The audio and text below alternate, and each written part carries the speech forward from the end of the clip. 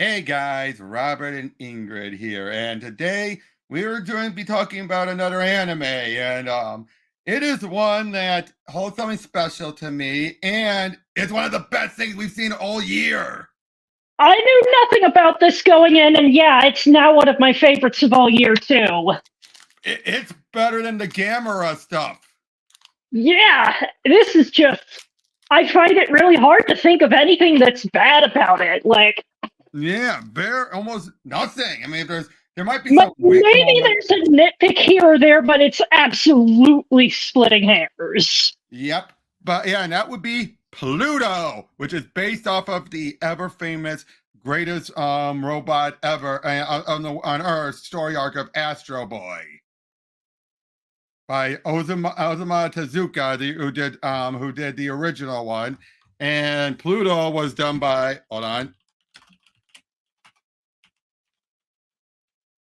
was done by Toshio and Kawaguchi, who has done some other great anime and mangas and everything. Oh wait, no, that's the director. Hold on, it was Naoki Urasawa. Uh-huh. Yeah, with some help from Tezuka's son. But yeah, but first let's talk about the original story before we go into it. It basically what It's basically about an hour read if you're reading fast, a yeah. half hour or so if you're even faster like me. Yep. Basically, it is the longest story arc in all of Astro Boy. For good reason. I mean, one full volume. Hot But damn. it seemed like an entire volume dedicated to this story. And basically, it's about Pluto, the greatest robot with 1,000,000 horsepower. Yeah, I'm not sure how that horsepower can apply to a robot's strengths. Yeah, I just hear that and I think of DBZ power scaling before this was DBZ power scaling. Exactly. Although I think you need something to exemplify strength. And back then in the 60s, horsepower was all you had to go off of. That's fair. But yeah, basically, he's been created by this king to go and wipe out all of the other powerful robots, including Astro Boy. And he goes to Mount Blank and takes him out like he does so many of the others way too easily. Hmm. And that's basically what would happen. He even deals with Astro, and he's pulled away. He gets away. Astro's asking, "Can you make me 1,000,000 horsepowers?" Of course, he's being told, "You don't need 1,000,000 horsepower. You're fine with the 100,000 you have." And then we have Norse 2, who in this version, again, is just a butler robot. Nothing fully special about him other than he's still one of the strongest. He goes down pretty fast. And then we have Astro's sister trying to go face him in his place, thinking she had 100,000 horsepowers. She doesn't. And basically, yeah, and then we get again. Basically, as you can see throughout all this, it is a good story for the '60s. Mm-hmm. But if you also know, one other thing is you don't get much characterization from the other robots. You mostly get it Yeah, from. it's very Saturday morning cartoon feely. And I'm not going to show the clips of it, but I did show Ingrid the two-parter from the '80s cartoon, And and it's pretty much a one-for-one translation into animated form. with a little change at the end.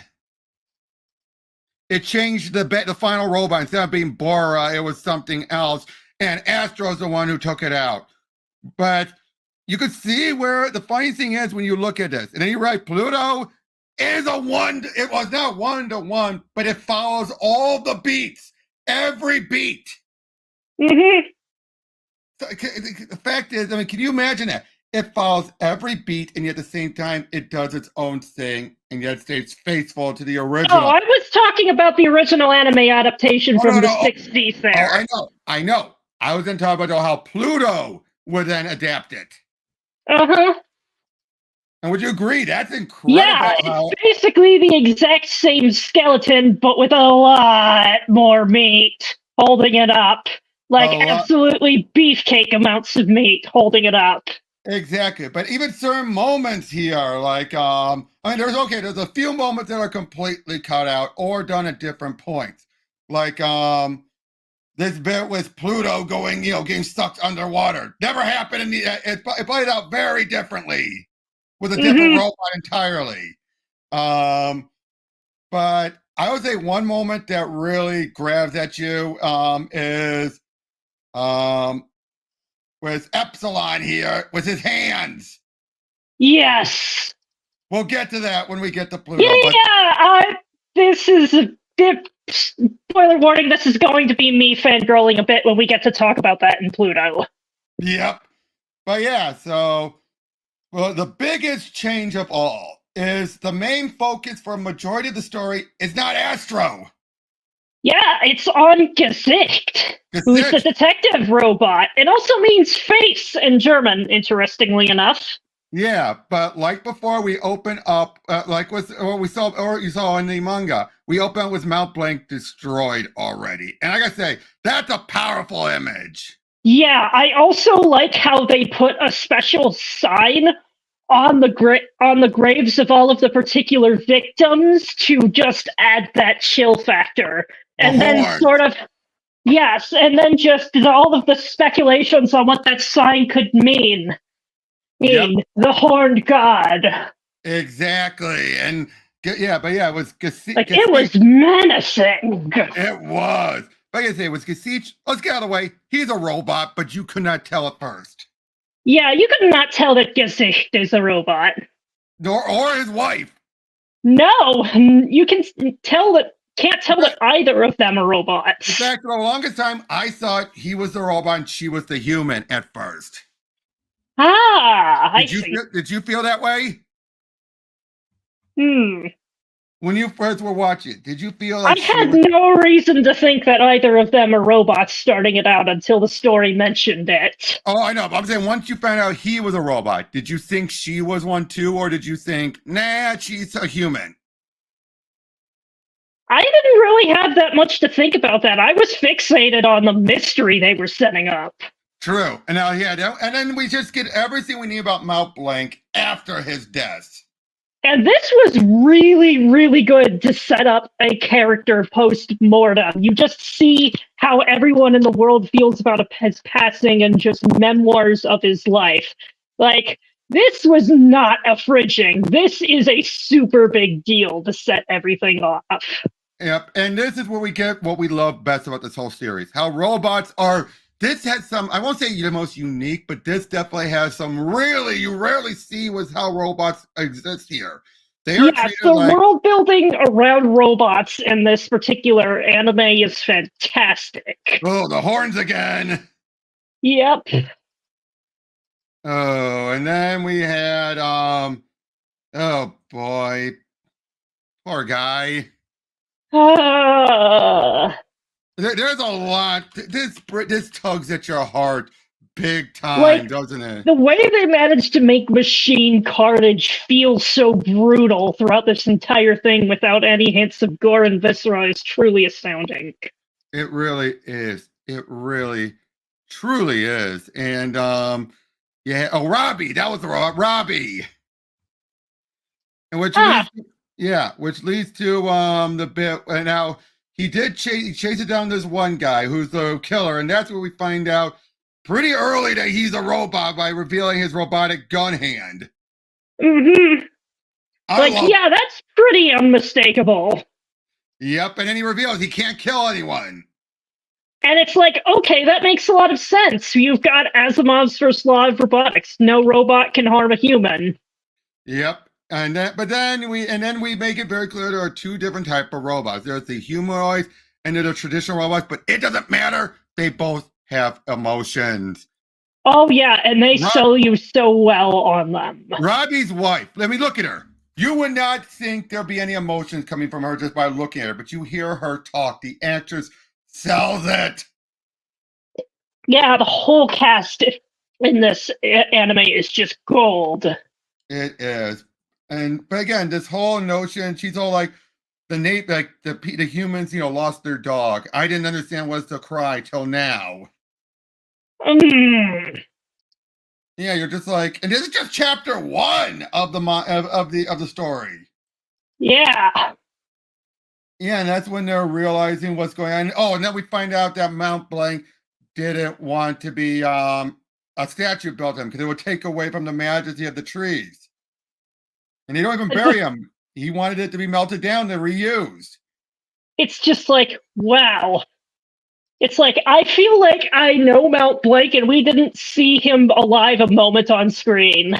Exactly. Except for the most we ever see of him is the images of him with the kids. Mm-hmm. Yeah, and then we have Geschicht's creator and everything, who I liked, and I like how there's another mystery that we find out later, not right away. It's just like, but they just sort of set it up as a casual thing, but the main plot that they're passing is kind of taking up a lot of your attention, so you're not focused too much on it, but they're setting it up there to knock down the dominoes later. Exactly. But with Robbie's wife, she decides to plug in it, and this is where we find out why he died. He wasn't caught off guard in the traditional sense. I love her shaking, this emotion she had of having to rewatch her and know what her husband was feeling.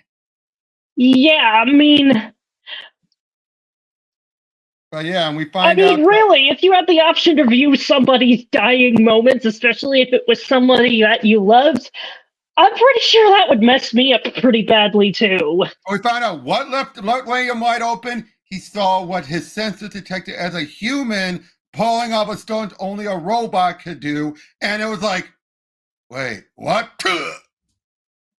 Which is, That's a very well, human as somebody thing. with that's a very human thing. That's also a very ADHD thing. I know. It's just like you're like, wait, what the? Dead. Just like the one moment you're not looking, that's an extremely believable way to die. Exactly. Oh, and then Bauer. Bauer. Oh, Bauer is one haunting presence throughout this entire series, and they do such a good job with making him unsettling. And he's pretty much Hannibal. He's Hannibal. You know what? Now that you point that out, I see it perfectly, and I can't unsee it. Yeah, because listen to his attitude. It's basically like, yeah, he knows everything he should have known. Look at this. The only thing keeping him alive is the thing that's keeping him pinned down. Yeah. But he's too dangerous. They have to leave him there. And he's so dangerous that the only guard is like miles, or many, many feet away. And yeah, and he is just this whole and why did they keep him there? Because they still can't figure out why he went nuts. And he's not telling anyone. That and the actor was so perfect. Yeah. This taunting of like, oh yes, I know exactly. I know what you're talking about, and the fact that he knows so much, of what's going on, and yet he refuses to tell anyone. But he leaves them opening with the whole, the question about Pluto and everything. Oh yeah, that whole speech was incredible. Yep. And now we get to the side story that absolutely broke my heart into pieces and sold me on this whole story. Now, you saw how North 2 was in the original manga. Just a butler. Here, not really. Not exactly. He's in a butler role, but he's not meant to be a butler. Oh yeah, and they use it to establish something very important about the history of this world. Revenge, the cycle of revenge, of hatred. And also some more world building about the history of the setting, which is very important to understand for later on. Yep. They set up both like the setting and thematic stakes in this. Oh god, it's so good. Unlike in the manga, this is not his creator. This is just his charge, or his boss. It's the person he's been hired to work for. And he's not the first robot that has been hired by this guy. He's not been happy with any of the past ones. And he's a bitter old man. Great, a genius musician. But bitter old man. but bitter, and he's blind. And we find out, and basically throughout all of it. Now, if there's going to be a moment that might turn someone off or make them fast forward, it would be this, because there's some bits that go on a bit too long. Mm-hmm. But it works still. I was definitely engaged throughout the whole thing. Personally speaking. So was I. I'm just saying I could see this being the moment that could turn some people off. Mm-hmm. But yeah, throughout all this, at first it's just his whole, like, he wants to just play the piano. And of course, he's like, you're a robot. You don't care about music. You don't understand the nuance of music. But as he's going on, he's finding out, like, this guy, like the old man hums a song in his sleep. And he wants to know what it is. And eventually the old man tells him, you're fired. Go. And he's gone. You think he left. But then he comes back. And he finds out the truth about the old man's history. First, he had a disease when he was young. His mother did all she could, even sell herself. Let's be honest.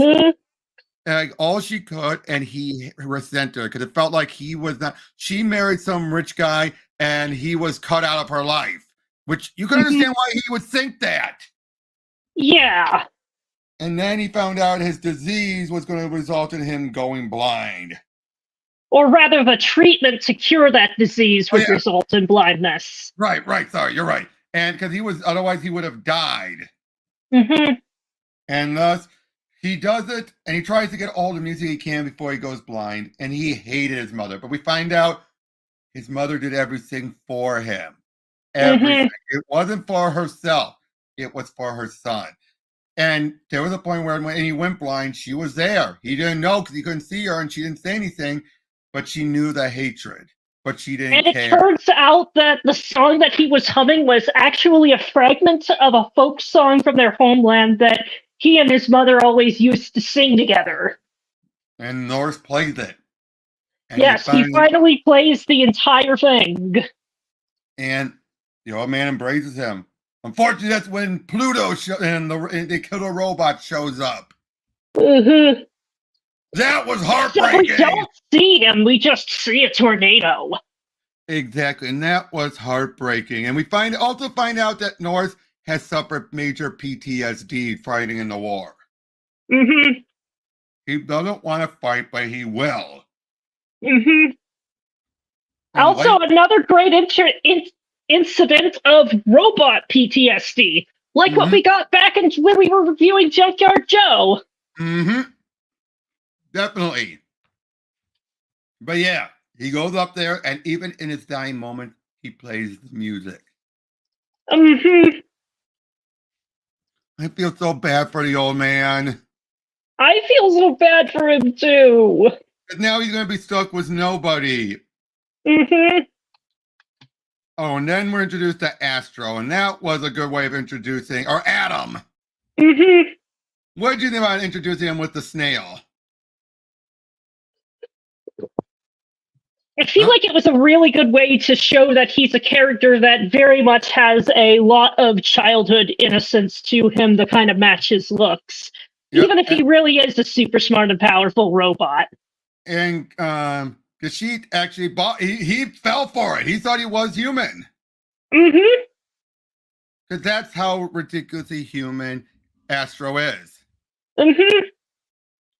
And I love this little interaction with them. It's just so nice. But you gotta remember, he is also one of the most powerful robots. And he pretty much even warns him because he's realizing that's what's going on. Yeah. And I just love how Astro's there, and he's even helping out because he's smart. He understands this stuff.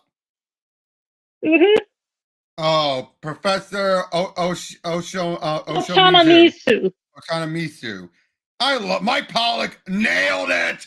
Oh yes, that was an incredible performance throughout the entire thing. Especially, we'll get to it with the doll. But first, we still have Brando and Hercules. Yes. The Bash Brothers, I call them. Oh yeah, the Bash Brothers. That's a very good way to put them. Yeah, and they were all close with Mount Blanc. Now these two, I love it how they look like humans. Now they had distinctive looks in the manga. So I love how they actually have it be. They actually have these armor mechs suits that they wear that look like their original looks. Oh, that is really a super cool idea. Because, I Yeah. mean, robot fights for entertainment and basically indistinguishable from human robots serving as gladiators, that makes perfect sense as a development of entertainment in a world like this. Oh, and Richard Epcar as Richard Hercules. Epicar! I really liked his performance, though I might be biased a little bit because I actually got to meet him in person during YomaCon over a weekend while I was watching this. Yep. Well, I got to meet him too. But was Brando? We're introduced to his family. Oh, yes. Him and his wife, who is human, and all their adopted kids. Mm-hmm. I love that. It's so sweet that they adopt. Yeah, it's just like you see that it highlights him as very much somebody who's a good-natured guy. It's like, sure, he makes a job out of fighting, but it's a showmanship sort of thing. Off the stage, he's just a really good fellow. Whereas in the manga, he was a complete tool. Yeah. He basically was ready to threaten Astro because he just wanted to defend what happened to Mount Blanc. But making him more like this in this version makes perfect sense, and, well, is a very expertly crafted twist of the knife. Exactly. I mean, there's a lot of expertly crafted knife twisting in this. Yep, but I love how Brando is deciding he's going to go out there. But he's going out there as bait. Mm-hmm. He wants to be bait to lure him in and either defeat him or send out the information he can. And I love how all the robots are sentient. I love that. Just this linking and everything. They're like, ah. Like, I mean, it feels like super advanced digital systems could really work like that. Exactly. But then, right when he sees who he is, he's instead reliving his last few moments. It's of his family. And he's like, oh, shoot. Yeah, I'm going to be leaving them behind. No. Not just that, but he's also realizing doing all this was for nothing. Mm-hmm. And, oh, geez, the fact that they do find him, but it's just his chip with the horn. Yeah. With his hands. Yeah, and it's like, he never got the chance to do the championship match with Hercules either. Well, at least not for this year. They've done it in the past, but yeah, not this year. But yeah, it's just like they really make you feel like each of these deaths is a tragedy and a worthwhile life cut short. Mm-hmm. Then we have Uran. Oh yes, it's his sister. I love it how she has her own special gift. She may not have the power, but she has her own gift of being good friends with it, befriending everyone.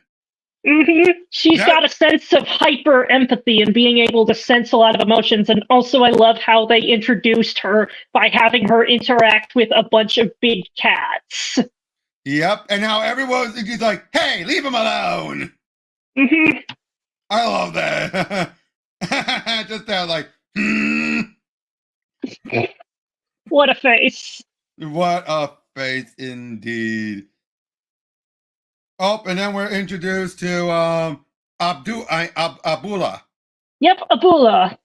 He was chilling, wasn't he? Oh, yeah. No, not this guy. Where on? Yeah, that guy. Yeah, him. Yeah, he is so chilling. And again, now that you read the manga, the big twist makes more sense at how much you're like, wait, they actually kept the twist? Yes. If anything, they made it even better. They did. But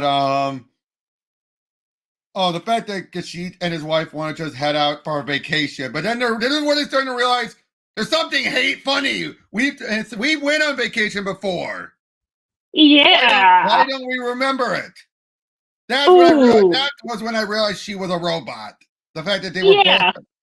Oh, and then we heard this creator find out, they have messed with his mind. And that sets out a big story arc. Oh, yeah, because it's just like They establish a rule that makes a lot of sense. Robots don't naturally forget a lot of their memories because it's just kind of there forever. Oh, Adolf Except Haas. if someone deletes it. Oh, yes. Adolf Haas, voiced great by Nolan North. Oh, man. Again, just so many great actors here. But yeah, he is a very much an anti-robot hate group.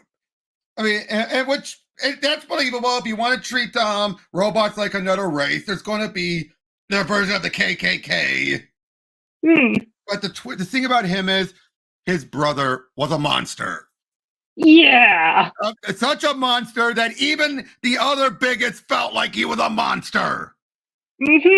What is that? Because what did he do? What did he do that was so horrible?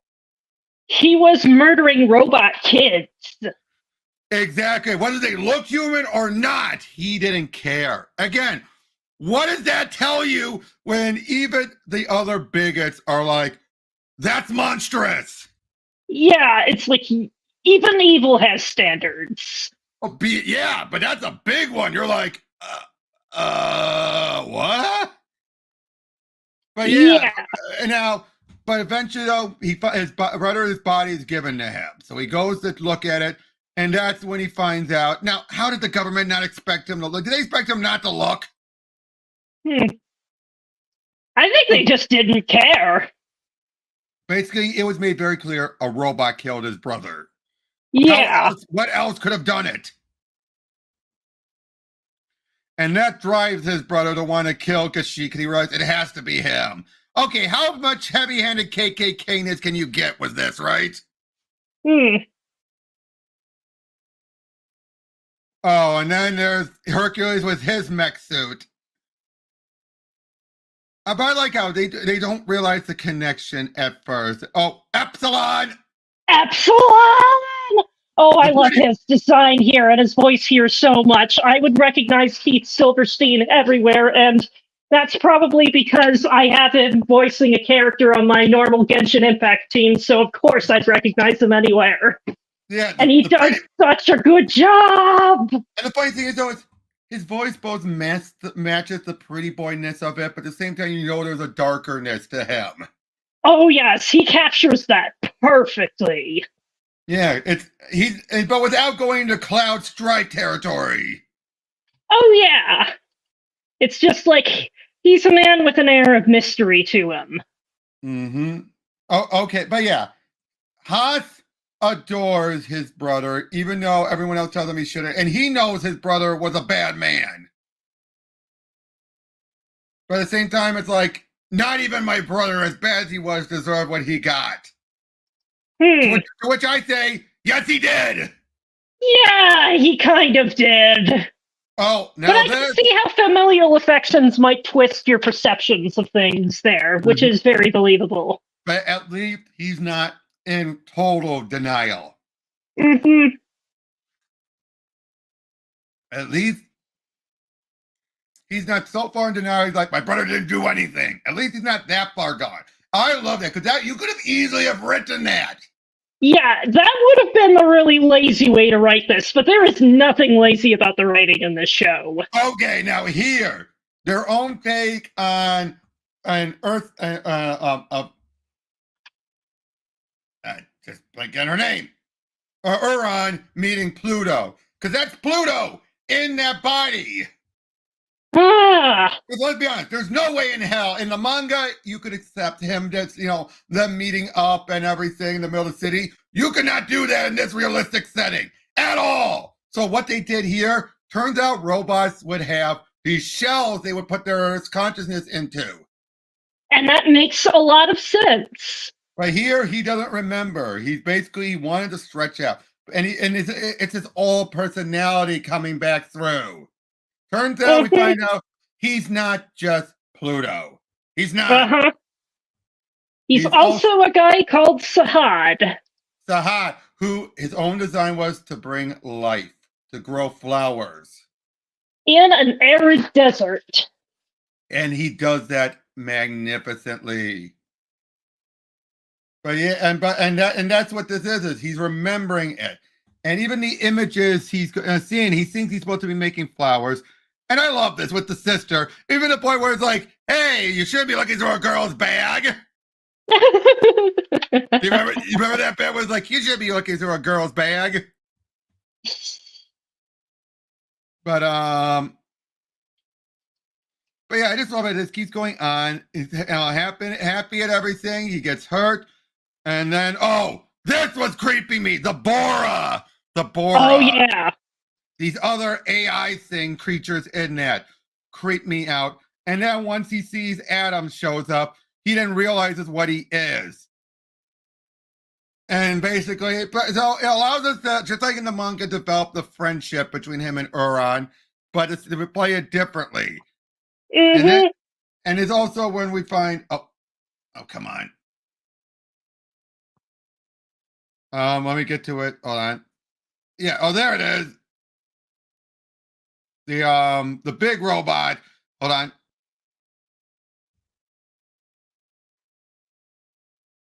I love that. It's like, I'm a construction robot, the site nearby. I've been doing it for a few days. There's my body. Again, you look at it, you're like, yeah, the guy's gonna need a body. He can't just go around everywhere with that. Mm-hmm. Again, I love that twist. Yeah. And that's when they realize, like, what's going on here. Now, again, each of these are an hour long, but they're so great. We see the dog. The dog. The dog. Oh. This is an old model. No matter what he does, he can't fix it. Oh, and we get his grandson with a robotic dog of his own, a more better bot model. But the one thing I love most, and this was Mike Pollock at his best. Yeah. I'm getting a little bit misty-eyed even now. And look, no matter what, even though he's dying, look, it's the whole, like, you still want to play with me, even now. I like it. You're still trying to get up to play with me. Oh! And it turns out it was all a trap. Oh, yeah. That was brilliant. Because it turns out this is the bad guy in disguise. Right, this is Goji. Oh, yeah. And yeah, that's him in disguise. And and I love how the professor just waits, is waiting it out. Because why? It's clear he killed his bodyguard. Mm-hmm. And the moment that happened, he knew, like, I just got stalled. I love that. Yeah. All the while, then Pluto is heading towards his grandson. And Uran catches up over there, which leads to Adam fighting him, and Adam gets killed. Oh, yeah, he actually straight up dies. Yeah, it's not a joke. It's not joke. I mean, it's not a hoax. It's not fake. He doesn't like, oh, I'm okay. No, he dead. Yeah. Now we have Haas is wanting to assassinate Gesicht, but he can't do it. Mm-hmm. Oh, but yeah. Oh. Allt bekenna Roberta Atom ist tot. Yep. And this is when he starts to get memories, and he's starting to realize that, because Adam, turns out they had a son. And Adam reminded him so much of his son that losing him caused that, to be triggered by that. Now, of course, also you have Haas is about ready to be assassinated. Why? Because he chickened out on the assassination. Like, they realized he was doing the assassination tip, and they're like, he's unhinged. We can't have, if he assassinates Gesicht, it's going to come after us. We got to kill him. Oh, yeah. It's just like, I never thought the leopards would eat my face. And then Gesicht is going in there for a different reason altogether. Oh, yeah. So they end up in a very interesting situation. Yep. And he ends up becoming a protector for him because they think they're going after him for the one reason. Mm-hmm. And this is then when they find out the message from the original ruler of this old land. Yes. King Darius the 14th. And he just kept on, he just lists all the people who have been assassinated. The humans, Yes. I mean. Yep, and as it turns out, they're all a part of a particular contingency at some time ago known as the Bora fact-finding mission. Yep, the Bora fact-finding mission. And this is where we start to get into the whole, it's based on the War on Terror. And it's both blatant and yet not They blatant. make it work really well in context. Yep. Oh, and and that's where we find out when they rescue the professor, Geschicht's creator, is where we find out about what happened then as well. Oh, Dr. Tenma! Dr. Tenma! Voiced by Keith David! Perfect voice! Oh, another absolute standout. But then again, who isn't an absolute standout in that? Him and Mike Pollock really nailed it. And the odds of us seeing these two doing something together again are slim. Mm-hmm. This is the case where they got both union and non-union actors. But the Tenma is just like, I made a deal with the devil and everything. And you believe him. Yep. Oh, and then this is where he confesses about, like, I was wanting to assassinate you. Mm-hmm. Oh, boy. Just, wow, right? Yeah. And this is where we find out, turns out, Gesicht killed. He did kill. Yes. Which is a big no-no because basically one of the most major flaws of the International Robot Accords is that robots can't harm people or can't kill people. But we find out this means, though, if someone reaches a great enough of rage, they will do anything. Yes. And basically it's the idea of what makes a robot human. Mm-hmm. And yeah, and again, Haas's brother deserved to die. Oh, and then, okay, the one, I won't say downside of it, but the one weak factor, Roosevelt. Oh, yeah, that was just kind of awkward. Brought in out of nowhere and is the big bad. Mm-hmm. It's just how out of nowhere Roosevelt was introduced. Yeah. But now we're going to be building up to Hercules. Epsilon. Yeah, oh, Epsilon, but Hercules is death. We're building up to that. Oh, yeah. But yeah, this basically we find out the Bora team went out there and they found something that disturbed them, and basically they thought they believed that this country had had robots of mass destruction. Yeah, what do you think that means, right? Mm-hmm. Oh, but then this bit here was the parents, once they found their dead kids. Like we have one group that let me get back to it. You have a group that actually looked like a normal family, all upset. They're like, no. And look at that. Except it's a robot kid, but it's like they don't care. They don't care. It's still their kid. And then you have the more robot-looking ones, and yeah, with their kid, it's like, oh. But then he gets word his kid was taken. Oh yeah. And then that's when he connected the dots and everything. Oh, but right when he's the fact now the whole point of the story arc was one. Well, it's for setting up the whole idea of what great Ingrid do, but also to weaken Gesicht. Oh man. It's just a ticking clock on the life of Gesicht, unfortunately. Yeah. Oh, and poor Uran. Poor Uran!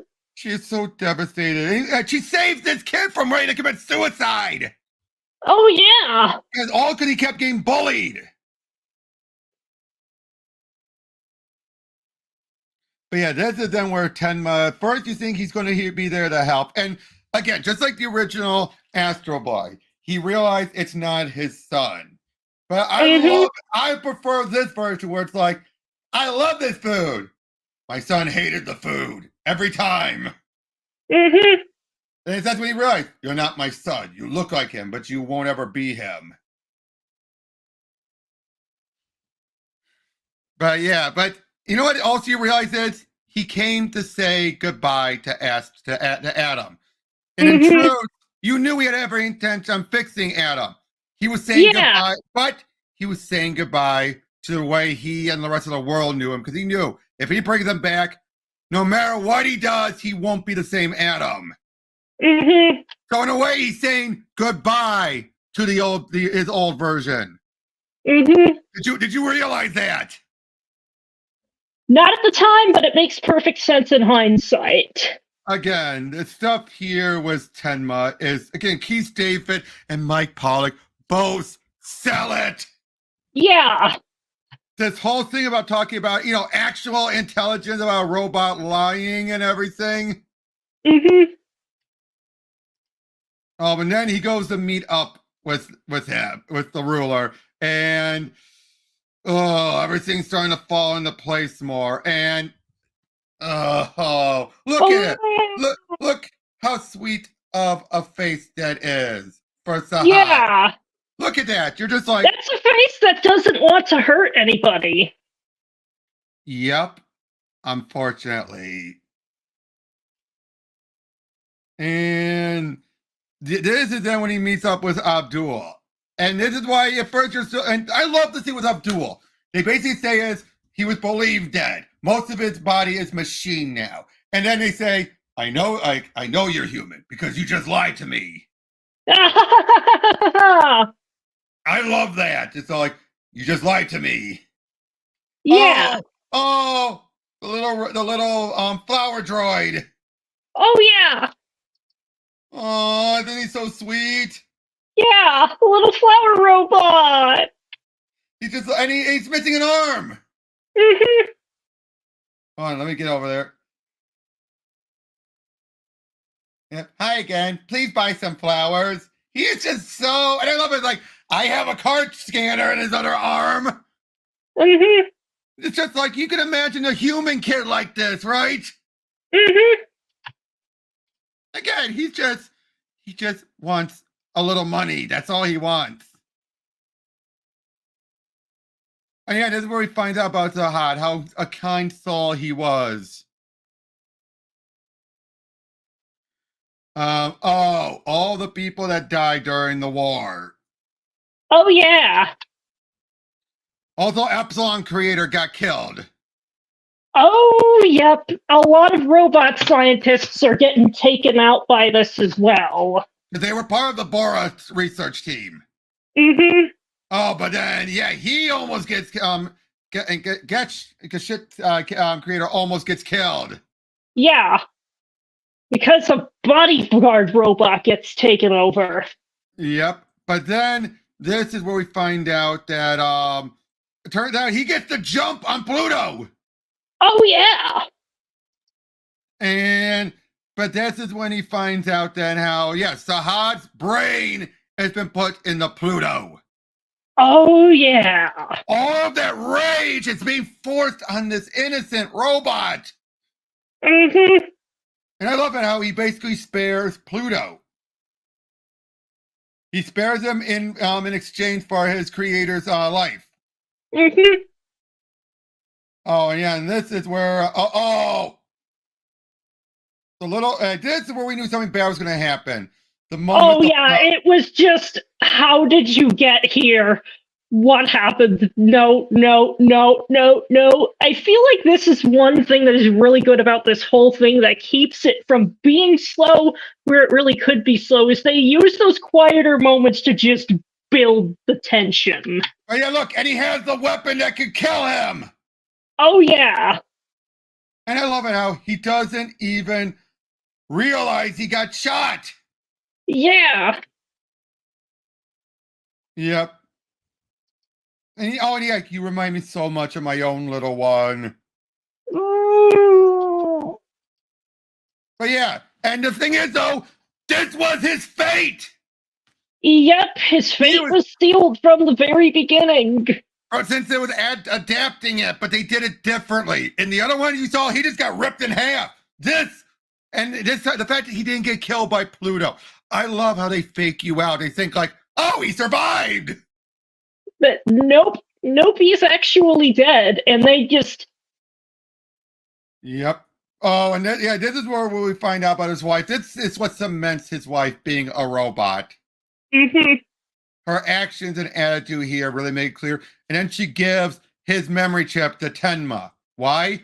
Because it's made clear that basically, much like what happened with a different robot that Tenma worked on, he tried to put every bit of emotion, every bit of action into the robot, but there was so much in there that it just stalled. Yeah, it's just like it got stalled processing it forever unless it never woke up. And I mean, yeah, that tracks. But then you realize then if you use a lot of emotion, who would have a lot of emotion to put into Adam now? Well, who just died? A detective who just died. Mm-hmm. And this was Tenma crying as he was taking the chip from her. Yeah. The fact that we find out Tenma's more involved than we thought, it's like, yikes. Oh, yeah. It's like, yeah, you weren't kidding when you said you made a deal with the devil. Hell, you might have made a deal with a couple of devils. Yep. Oh, this robot. I like this guard. Oh, yes. We've already seen one of the guards, a different guard earlier, become a bad robot. But this guard right here is great because he's one of those who shows he understands emotion. He completely understands it. Mm-hmm. That's what I love best is he understands. Yes. And again, that's why I love so much about the robots. Again, we'll talk about this at the end. We will talk more about this at the end. But the kids. The kids. Oh, Epsilon. Epsilon is such a good dad. Oh, Bora. I feel bad for this kid. He's been so traumatized. Yeah. And for a moment you think it's Pluto. It's not Pluto. Yep.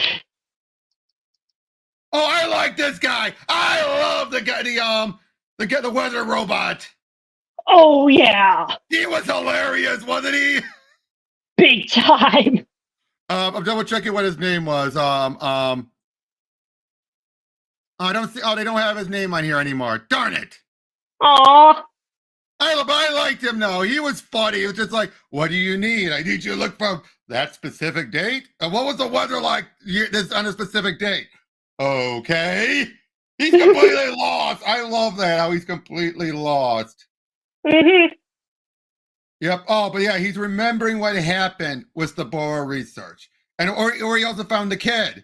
It was all. I feel like one thing we kind of didn't talk a bit about Epsilon's backstory earlier, but one thing that's particularly noteworthy about him that in spite of being one of the most powerful robots, he ardently refused to take place in the massive war in the backstory. You're right. And he ended up catching a lot of crap for it. Especially with Hercules. Indeed. But I gotta say, though, this moment is an example of why he didn't want to get involved. Yes, because they wanted him to detonate a whole pile of allegedly scrap robots, and as it turns out, our kid, Vasily, was there in the rubble, and if he had just gone through with obeying the order, then that kid would have been completely vaporized. Yep, and I love it. The general from back then, he's about to get nuked. Mm-hmm. Oh. And then, someone wants to adopt him.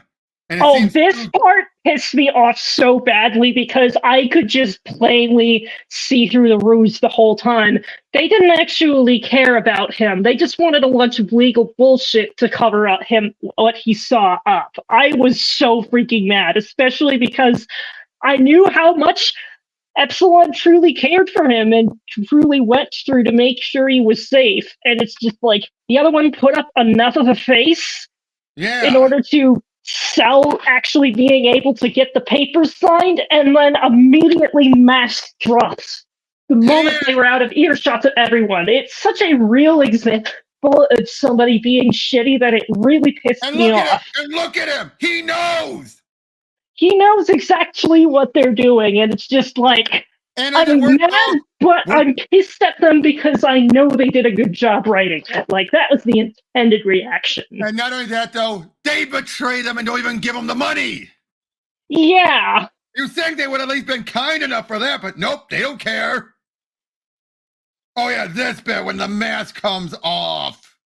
Uh-huh. The guy goes from being the sweet guy to, why the hell would I want to hold on to your grubby little paw?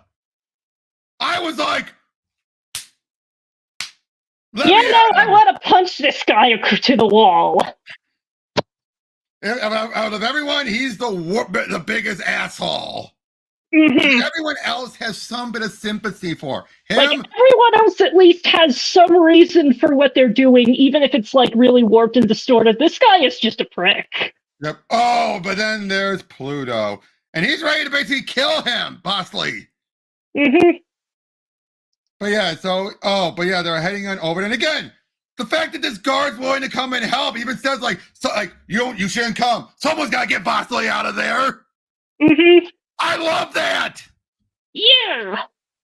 It's like he knows he's too weak against it, but he's not there to fight him. Mm-hmm. And as soon as he gets him, he's like, "Go, get out of here."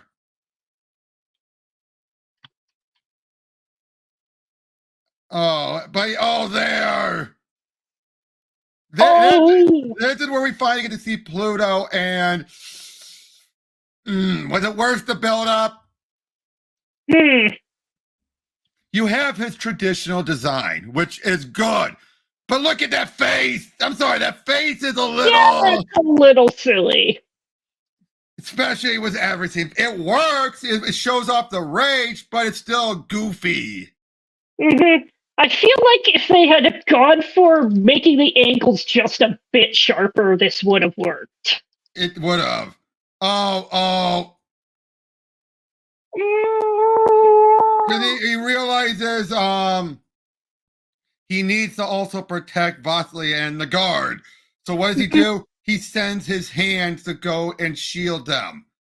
Mm-hmm. And sacrifice himself. It's his hands. It's just like from the manga. Yes. And when you saw it in the manga, since you already saw the Pluto first, how would you react to realizing that? Like, oh. Yeah, it's just like, oh wow, they really hit all of the major beats here, but they put so much more oomph behind them. This feels like the definition of a good taking something and running with it. Yeah.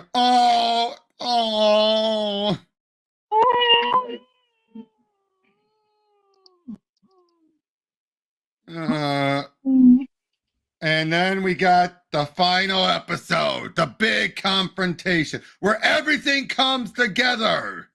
Mm-hmm. First of all, Adam has realized he's figured out a neutron bomb. Or it's an anti-proton bomb. Or an anti-proton bomb, yes. One of the deadliest bombs. Mm-hmm.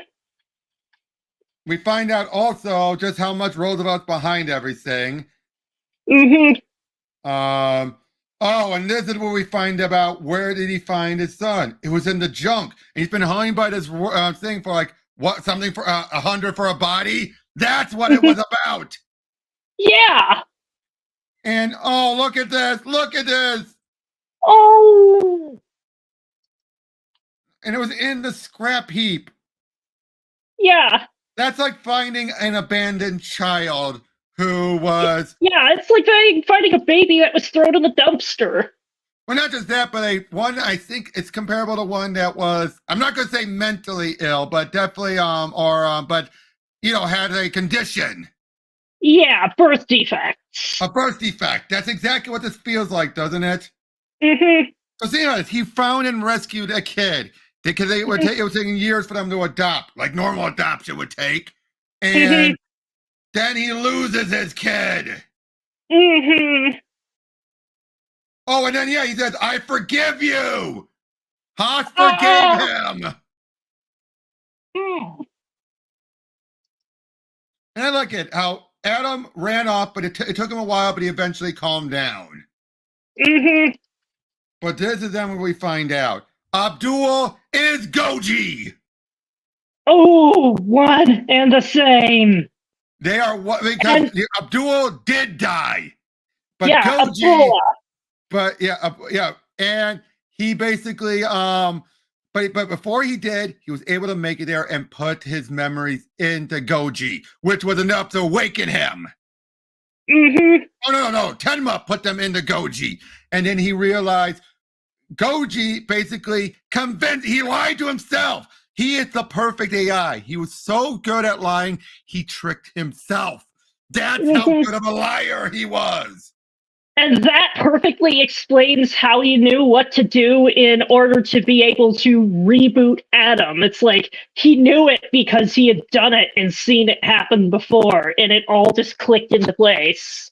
Yeah, and then he explains everything to him, and then he basically goes and updates into Bora, the Bora robot. And then we find out Roosevelt has been manipulating things behind the scenes the whole time. Roosevelt knew this would eventually happen the moment they sent out the Bora expedition. I feel that's a little bit of bullshit, don't you think, that it knew since day one how to manipulate everything that far back? Yeah, this feels a lot more like a Xanatos speed chess situation where he just used. It would have made more sense to say, hey, I made this all work to fill my master plan. I can see why you might be a bit more incredulous at that. Yep, and they find out Bora is going to go to the Earth and basically blow up. Uh-huh. Oh, and then Adam goes to Brow and gives him Geschicht's memory chip. Which is what we've been wanting this whole time. And he asks him, who made you do it? Adam basically realized he didn't do it of his own choice. Brow was remote controlled by Roosevelt. That's why, and I think Roosevelt, given how Roosevelt is a lot like Vicky from iRobot, has a God complex, I think it left an imprint on the Brow. And Brow, wouldn't you agree with that? Didn't it feel that way? Because he was spouting on stuff that Roosevelt would be speaking about. Yeah, that makes a lot of sense. But now he's able to think on his own now that he's finally realized it. Oh, and yep, Adam even gives a farewell to Geschicht's wife, but doesn't tell her everything because she doesn't need to know. And I love that. Yeah. Yep, and then he flies up and he meets up with Pluto and has a fight with Pluto. And as great as this fight was, given the look and everything, now that we're seeing the full body Pluto fully, not just, zoomed in like with Epsilon, it's still good. But it does feel a bit more traditional anime fight, doesn't it? Yeah, but it feels like we've earned it at this point. Yep. Yeah, but then he also realized we need to stop the cycle. Because he's not a bad man. No, he's not. He's just happened to have the hatred of a past generation dumped on him. Yeah, but yeah, him and it's like Adam realizes it's something very important. That hatred only begets more hatred, and so you need to stop it. And this is in spite of having gotten a lot of hatred from all of the deaths of the robots that came before, whose lives were cut so tragically short. It's like, you get why you might feel that way, but you also get why it needs to end. I think this worked despite the designs. The HUDs finally coming through in Pluto and just like, why?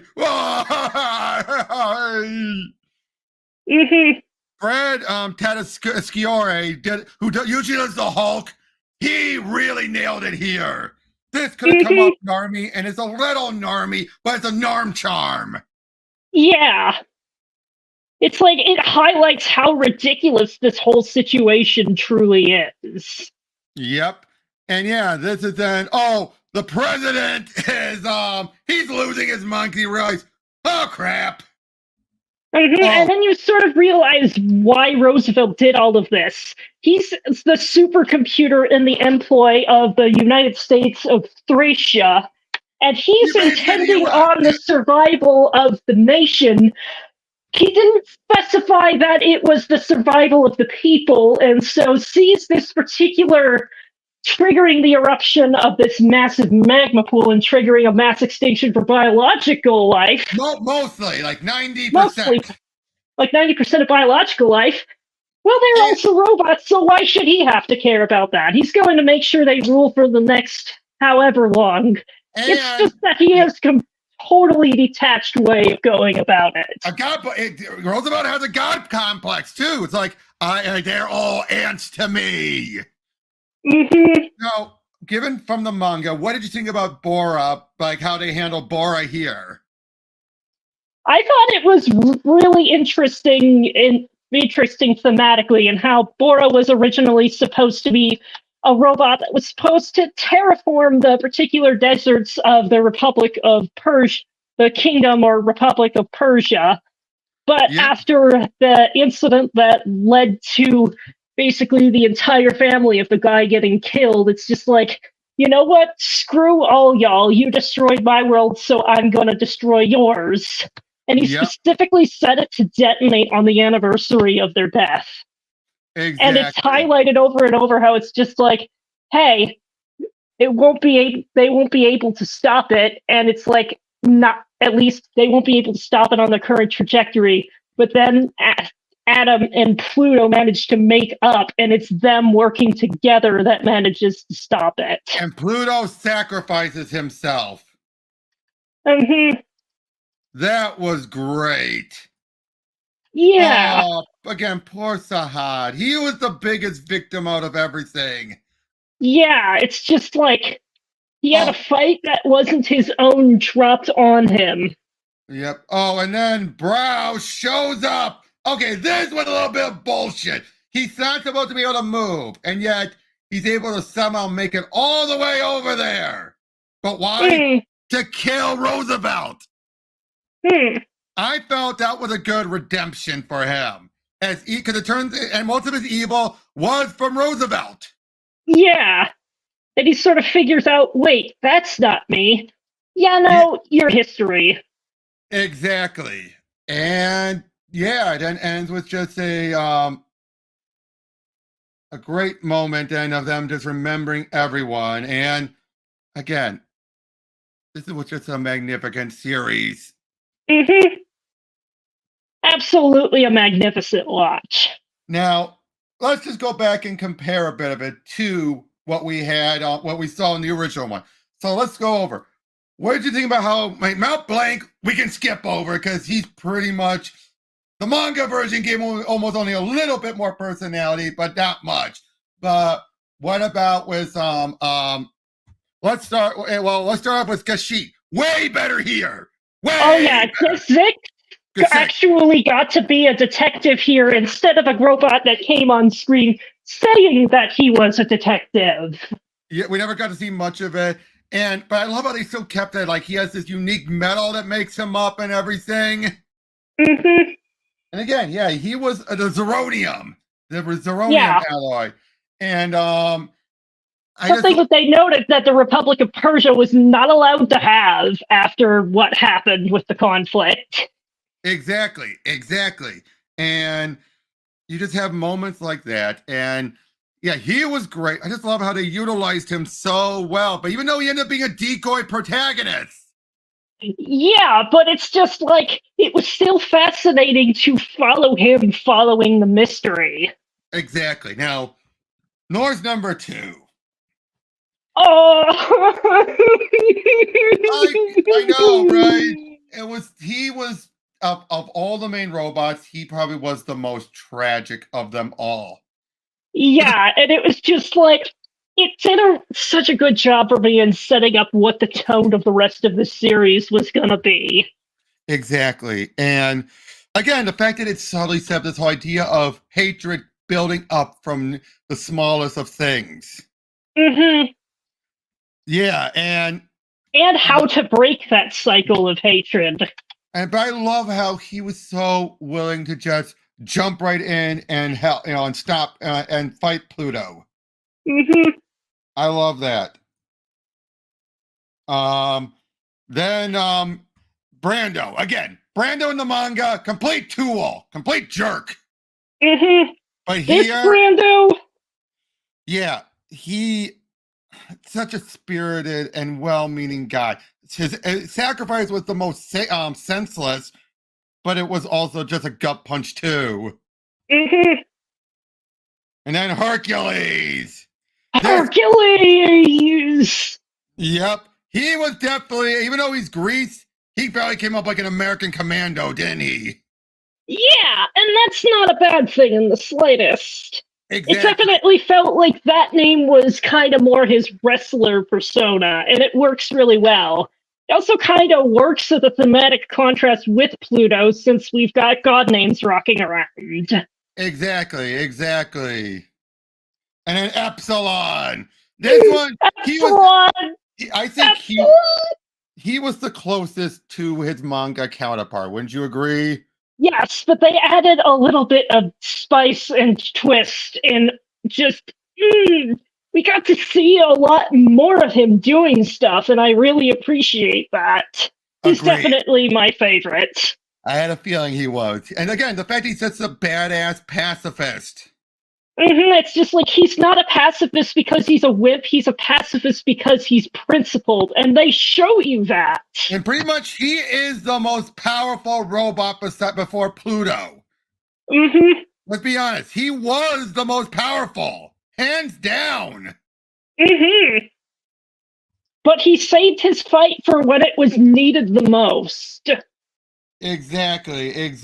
And then, now Sahad was completely created whole cloth for this, but Pluto and Sahad, they're two different characters, obviously.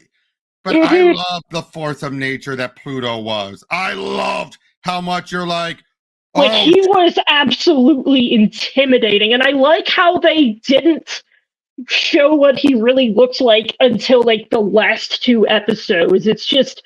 That's just a good principle of building menace and tension, is that you don't show too much of the monster. And I really liked how they used what was essentially a really flashy attack from the original manga adaptation to sort of use as this cloak. It's very similar to how they introduced Godzilla in the very original movie, as just you only see him by the destruction that he leaves behind.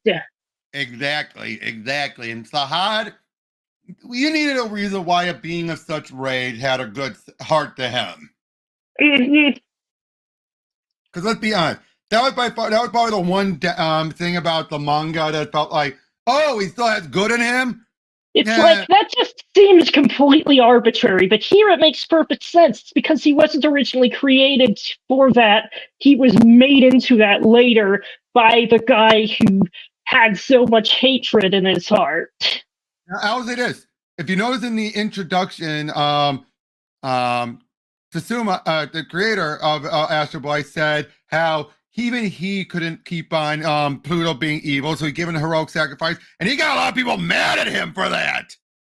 What? It makes perfect sense. Well, because they thought after all the destruction he did, he deserved to die brutally, not just sacrifice himself. Which I understand. But I think after everything with him and Uran, how could you not want him to go out more heroically? Okay, but yeah, it's just like it deals with a lot of nuance and complexity with the whole thing, and I appreciate that a lot. Yep. Although I gotta say, did you notice that was Adam? He is very much much like Epsilon, a badass pacifist. It's just that his definition of absolutely necessary is much more broader than Epsilon's. Well, you're not wrong. Yeah, but then again, it's just like, obviously he's not literally a kid, but it's like, yeah, it still feels very appropriately kid-like. It's like He's like a kid that just happens to have extra hardware capacity. Yep. And I gotta say it then with Adam, they nailed how Astro Boy normally was here, and yet still keep him more closer to being human-like. Mm-hmm. And I gotta say, Uran, way better in this one. I mean, Oh, massively better. I mean, she was decent in the original manga, but let's be honest, it's that traditional, ain't I precious? Yeah, here they actually sold you you on her being precious rather than just having her say it. Or look it. Mm-hmm. And I gotta say, she's a brat. She's a sassy brat. Not long, but I love her for it. Yeah, it works. It really does work. And then we have the professors. The professors. Both of them. I gotta say, Tenma, okay, in the original manga, Tenma was just there to give him the 1 million horsepower and then leave. Understandable, but the fact is he hadn't been seen since the origin story, so for him to come back was still a big deal in the manga. But in here, they also took elements from the 2003 series where he was kind of like how he is here. But in this case, he's like, I want to expand, improve the world through robotics. So yeah, here, this is a tortured soul, a very tortured soul.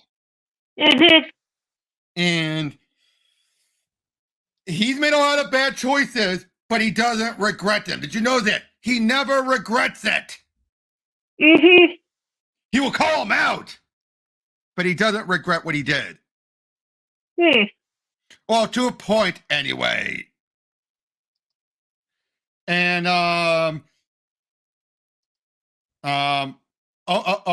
always bad at pronouncing it. Ochanomizu. Fortunately, you've got somebody who's actually studied Japanese, so I know how this stuff is largely pronounced. Yeah, and German, too. Right, but he was perfect here. Just this well-meaning, smart guy who's like the grandfather to everyone. Yes. He was definitely felt like the grandfather, and you'll love him for it. Yeah. And, I forgot, going back to the robots. Bora. Bora.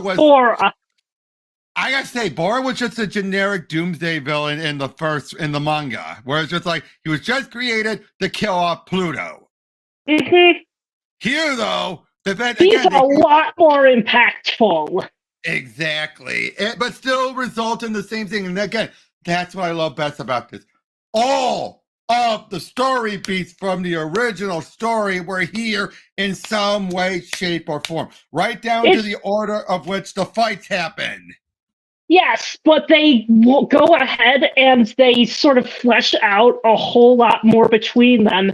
You can tell this is done by somebody who loves the story and basically went wild with it in the best way possible. This is the pinnacle of good self-indulgent. You think about it long enough to understand why it works, and by that point, it doesn't matter that it started as something self-indulgent because you put in so much thought to make it into something that's truly beautiful. And again, people call this the Ultimate Universe version of it, and they're not wrong. They're not wrong, but it's also really hard to kind of see the originals in comparison. It's not like the originals were bad. They were good for their time, and they accomplished what they set out to do. But I know I personally will prefer this one a whole lot more. And I will also say this, the fact that this story, it just takes the one arc, the longest arc, but tells everything you need to know about Astro and his world. You do not need to know anything about Astro Boy to enjoy this. They catch you up to speed. They do. And again, with everything with Adam and all that, which is phenomenal. And now, and you can actually then go from here and go and check the original one. It'll be a bit of a culture shock, or a bit of a shock, but not too much. And again, and you see why I love the original story arc, right? You can see why it inspired Urasawa to do this. Yeah, and it's just it shows you the potential of what adaptations really can be. They can be a chance to make something like relevant for a new generation, or they can take a step up and polish something that was already a gem to a blinding shine. And I would love to see more adaptations like this taking that approach. It's like, it's not as though the original was bad. We love the original, and that's why we want to make it even better. By the way, the creator, Urasawa, he's also the guy who did the manga/anime Monster. You ever heard of that one? I have not, but now I'm insanely interested after having seen this. Here's what it says here. In 1986, life was good for Dr. Tenma, a Japanese immigrant working as a neurosurgeon in West Germany. He had the favor of the hospital doctor, a beautiful fiancée, the director's daughter, and a promising future. But one day, the guilt of primarily attending to the wealthy patients and leaving poor people in need of his skills catches up to him. Ordered to save the mayor of Dusseldorf, Tenma instead listens to his conscience and operates on Jean Liebert, a 10-year-old boy who was shot in the murder of his adoptive parents. As a result, the child lives, the mayor dies in the hands of a less talented surgeon, and Tenma is demoted by his superiors and dumped by his fiancée. Even though his life is in ruin, Tenma still believes he did what was right. And it basically goes over this whole thing. Like 9 years later, working in the same hospital, one night a criminal patient runs in terror, trying to escape a person he calls the Monster. Tenma falls into the parking lot, only to see him mercilessly shot. It's even worse when he sees who the killer is. The same boy he saved 9 years ago. So in other words, in doing what he felt was best, he ended up saving a kid who went on to be a monster. Yep. That sounds fascinating. I'll see when I can get to looking around at that. Oh, and the worst part, as a young adult, the young boy confesses that he was the one who killed Tenma's superiors years ago as a way of thanking the doctor. Oh. That is twisted. But you can also see how it fits with this. Mm-hmm. It's a similar type of mindset. No good deed goes unpunished. Exactly. And now that not all innocent is pure. Yeah. Is that a good way of putting it? Not all innocent is pure?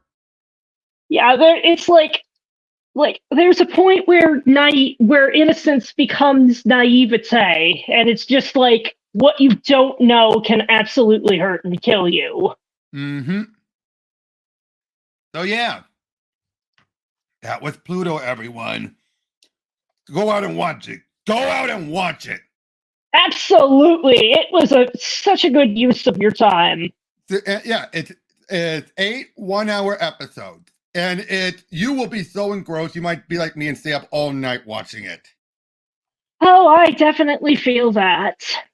And I just perfect 10. Perfect 10. If we do some our best of the year, this is going to probably be near the top as far as anything we've watched all year, movie and or we've TV. watched some good stuff this year. This year has not been lacking for good content. But I cannot see anything topping this. Yeah, it is going to be very hard to beat this. Although I have a cautious optimism for the live-action Yu Yu Hakusho remake that's coming out in December because, well, Yu Yu Hakusho is my favorite anime of all time, and I look forward to seeing what they do with it, especially since Netflix seems to have gotten their act together with regards to how to adapt anime. Now, I'll just say this. The next time you'll see us, we'll probably be talking about Scott Pilgrim. Mm-hmm. Because that, as of this recording, and probably the day this video will premiere, is coming out tomorrow. Mm-hmm. I can't wait. Can you? Oh boy, oh boy. Yep. So we'll see you there as we rock out to Scott Pilgrim whenever we watch it and whenever we can record. Woo! See you guys then. Bye!